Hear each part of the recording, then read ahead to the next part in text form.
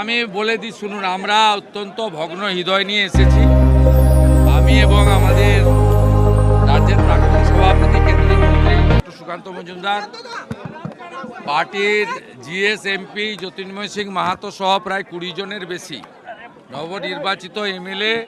এটা খুব হৃদয় বিদারক এবং আমাদের প্রত্যেক জনপ্রতিনিধিকে কিছু লোকের উপর নির্ভর করতে হয়।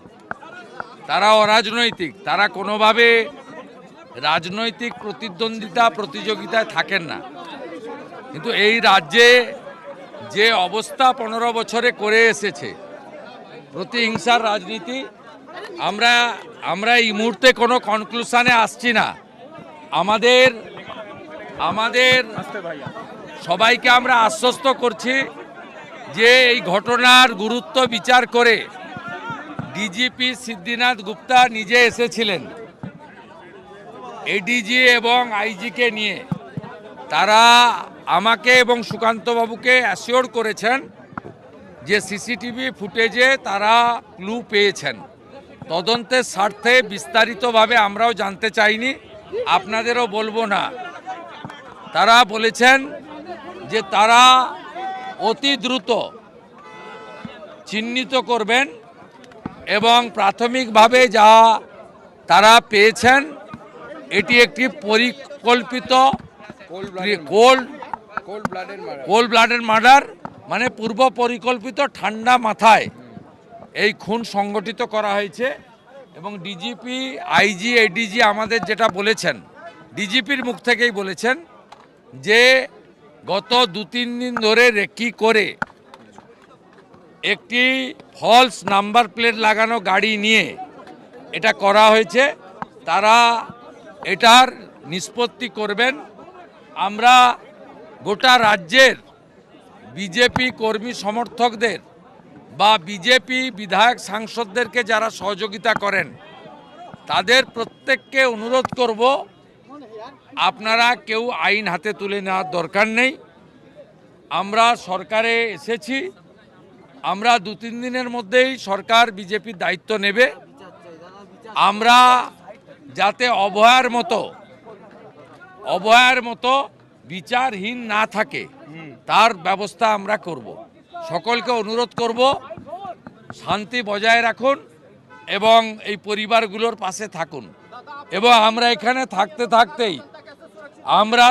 থাকতেই এখানে খড়দাতে বোমাতে একজন ইনজোর্ড, বরানগরে ছুরিতে একজন ইনজোর্ড, বসিরহাটে একজন গুলিবিদ্ধ, এই খবরগুলো পেলাম এবং ভিডিও দেখলাম।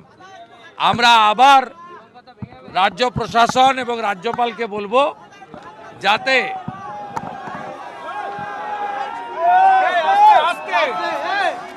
নির্বাচিত সরকার দায়িত্ব নেওয়া পর্যন্ত যাতে আর কোনো বোনের কান্না বা কোনো মায়ের কোল খালি না হতে হয়, এটা তারা দেখবেন। আমরা কনক্লুশনে আসছি না। আমরা মনে করি এর সঙ্গে রাজনীতির যোগ থাকতে পারে বা থেকেছে হয়তো।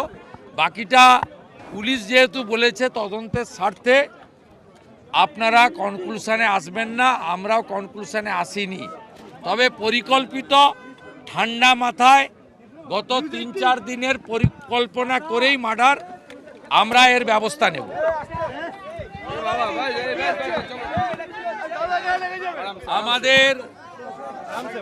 আমাদের চন্দ্র ভাইয়ের দেহ মর্গে রাখা হলো।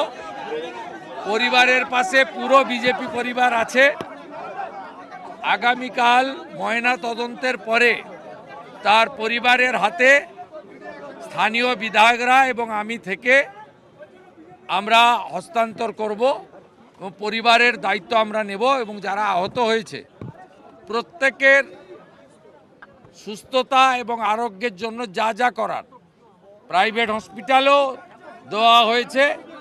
আমাদের সজল ঘোষ, তমগ্ন ঘোষ, ডক্টর অর্চনা মজুমদার, সন্তোষ পাঠক, মীনা দেবী পুরোহিত তাদের চিকিৎসার জন্য দেখাশোনা করছে। তৃণমূল চাইছে সিবিআই ইনভেস্টিগেশন, তৃণমূল টুইট করে বলছে আমরা চাই সিবিআই ইনভেস্টিগেশন। আমরা তৃণমূলের এই টুইটের উত্তর দেব না, আমরা রাজ্য পুলিশের ডিজিপির উপরে আপাতত ভরসা রাখছি। তিনি আমাদের কথা দিয়ে গেছেন যে ইনিশিয়ালি তারা ক্লু পেয়েছেন, রাজ্য পুলিশই ফাইনাল কনক্লুশনে এলে পুলিশই প্রেস কনফারেন্স করে বলবেন।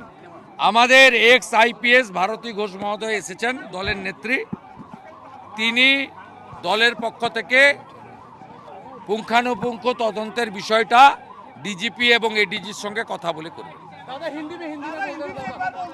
देखिए, ये जो ब्रूटली मर्डर हुआ है, ये प्री प्लान मर्डर है, ये हम लोग का बात नहीं है, पुलिस का डीजीपी का बात है। 2-3 दिन रेकी करके fully pre plan murder, police ने इन्वेस्टिगेशन चालू किया, स्टेट का सीनियर पुलिस ऑफिसर लोग आया, हम लोग बहुत पेनफुल हार्ट में ये जो मर्मांतिक हादसा हुआ, इसका निंदा करने का कोई भाषा हम लोग का पास नहीं है। दिल्ली से हमारी गृह मंत्री से लेकर राष्ट्रीय अध्यक्ष से लेकर संतोष जी से लेकर सब ने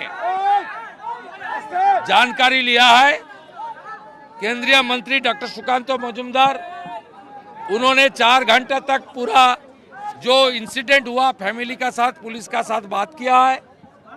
पार्टी की ओर से ऑनरेबल एमपी पार्टी का जीएस ज्योतिर्मय सिंह महातो जी और कम से कम 20 चुने हुए विधायक सब अपने अपने क्षेत्र छोड़कर ये जो हुआ है इसके लिए परिवार का साथ और हमारी वर्कर का साथ रहने के लिए आया है। हम लोग इंतजार करेगा, पुलिस ने कुछ ना कुछ क्लू उनको मिला है, पुलिस ही कार्रवाई करेगा। डीजीपी देख रहा है, एक्स हमारी आईपीएस हमारी लीडर भारती घोष जी ने पुलिस का जो इन्वेस्टिगेशन और बीएनएस के अंदर क्या क्या हो सकता है वो उसको बारे में जानकारी इकट्ठा करेगा। बंगाल के जनता भी सुरक्षित नहीं है, ऐसी घटना हुआ है कि बंगाल के जनता 15 साल का महाजंगल राज का एक कुफल का नतीजा है। बीजेपी सरकार जब टेकअप कर लेगा एडमिनिस्ट्रेशन, तब धीरे धीरे गुंडा को सफाई करने का काम शुरू हो जाएगा।